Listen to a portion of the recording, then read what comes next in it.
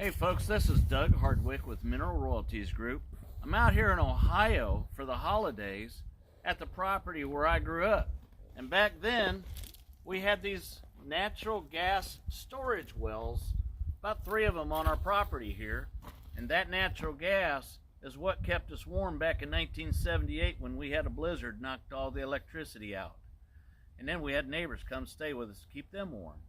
So if anybody tells you that natural gas is going to go away, well, I can tell you, I think that's a bunch of malarkey. Anyway, if you want to learn how to receive a royalty check from income producing mineral properties, feel free to give us a call. Thank you.